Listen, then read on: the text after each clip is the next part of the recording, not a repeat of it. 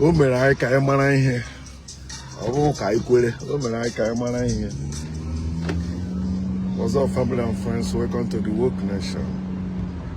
How are you doing? Dare to know the whole truth. It means dare to know the factual truth. When they tell you, oh, no one can know it all, it's a lie. It's not about one person knowing it all. It's about a person or one person daring, trying to know it all. You have to. You can know something about everything. That doesn't mean you are Mr. or Miss Know It All. You know, it means you need to know, and you are daring to know. Sorry for that. So you don't just believe something without knowing the facts about it or what happens. That's why people question. And the mature thing to do is when you find out the truth, you say it. Don't hide it because, oh, maybe it will contradict your case, or maybe it will show you are weak, or so. It doesn't matter. Say the truth. Let the truth prevail. The truth will always set you free if you know the truth.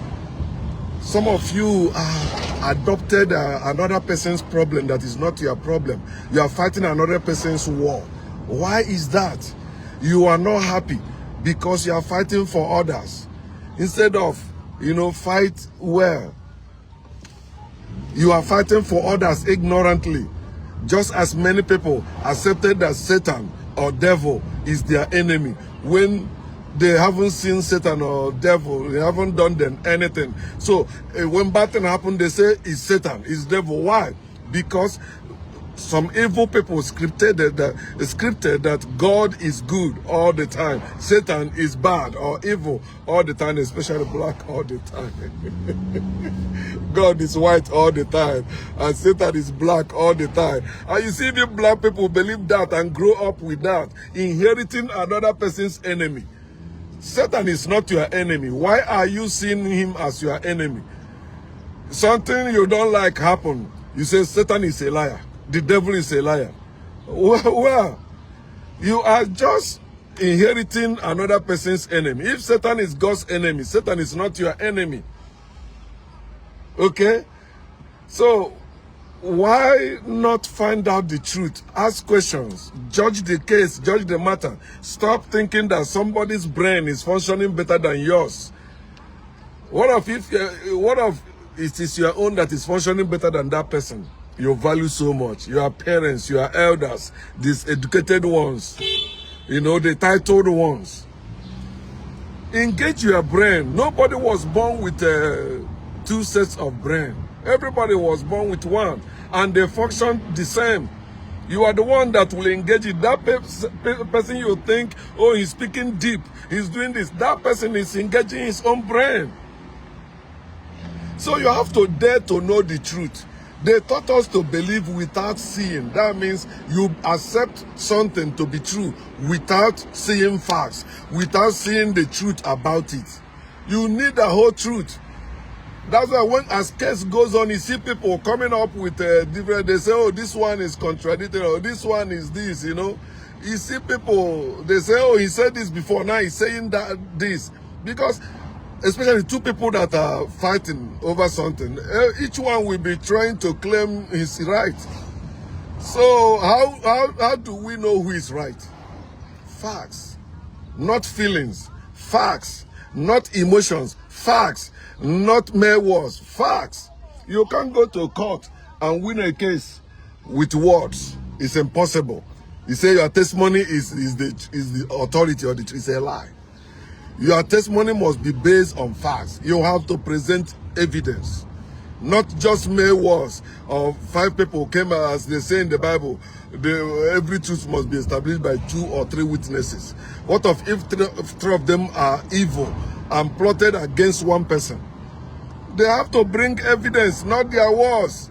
I can claim anything, like my younger brother said, my father, our father gave, said that my younger brother, owned that land. I say, okay, Do you know the one my father, our father tell me too? Yeah? You know, I say it, okay, if our father say that, anybody can make any claim. You can make any claim. That's why you hear theists will tell you how atheists, what they say at their, on their deathbed while dying, but they're regretting they don't believe in God. It's a lie. They made those things up. It's just their mere words to defend their lies, which they call faith and beliefs. There is no God doing anything or saying anything. They don't, they can't verify that atheists was. They tell you, oh, this person said there was no God, preach against God all his life. At his deathbed, he confessed there is God. He confessed there is hellfire. Their deathbed. They are not there. But because they are ministers, you know, use those things to deceive them, to tell them, yeah, do you know people, all the unbelievers dying, they are confessing that, you know, they regret it. It's a lie. If you go to the God-fearing people that are dying, they will tell you the truth. They are suffering. In fact, their lives show you there is no God they worship. Because if there is God, God would have healed them. They die on sick bed, like Evangelist Reinhard Bonnke. Archbishop Benson Idahosa, we see how he died. All of them, they preach God can keep you alive. God will keep you to 120 years or 80 years. Idahosa died at the age of, I think, 60-something. Early 60-something. I think 63. I was in Nigeria when he died now. I used to go to him now before his death. They made things up. Try to find the whole truth. Don't get upset because somebody tell you there is no God. Don't get upset because somebody tell you Jesus is a fictional character. Don't get up. Dare to know the whole truth. If there is God and Jesus, don't you think it's common sense for them to appear and speak for themselves? It is people speaking for all these characters, and we are hating and killing one another for them. They don't exist. People have made us to see, and you can see it yourself. When you are worshiping God or Jesus, you are worshiping actually those who wrote them into existence. God was written into existence. In the beginning, God created heaven and earth. In the beginning was God. People wrote that thing. God was spoken into existence. God never exists. God cannot exist. It's not maybe he existed before. How do you know now God never existed? What do you mean? If God existed before, God should exist now and exist tomorrow. It's in their book. They tell you that their God is forever. And they say that Jesus Christ is the same yesterday, today, and forever. So if Jesus walked with 12 disciples or 70 disciples, Jesus can also walk with you, walk with your entire congregation of your church.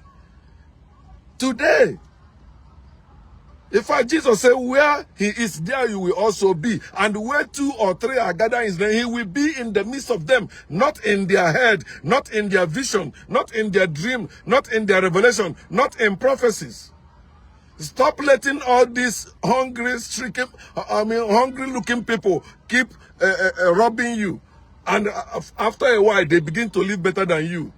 Their children are attending better school than your own children. Their wives dressing better than your own wife. Their house better than your own. And all of you are worshiping the same God. You even see them as people that hold the truth. You don't hold the truth. So you must listen to them. They come to tell you when to marry, who to marry, how to live your life. Don't you see that they don't have 2 heads? They have 1 head as you have. Solve your own problem. Many of you are suffering because the problems you are struggling with is not even your problem. You inherited them because you believe without seeing. Somebody called you to be a witness. You went or you go without, finding the whole truth. It may land you in jail. It may land you in paying some fines because you become a false witness. If you are not eyewitness of that thing, don't stand for it. It doesn't matter who. He's my best friend. Let me go. No. Don't follow your best friend to that ditch. Don't be a blind follower. Find out the whole truth and stand with factual truth. Because the truth that is based on facts must prevail. It doesn't matter. You may delay it, but you cannot deny it. Gordon.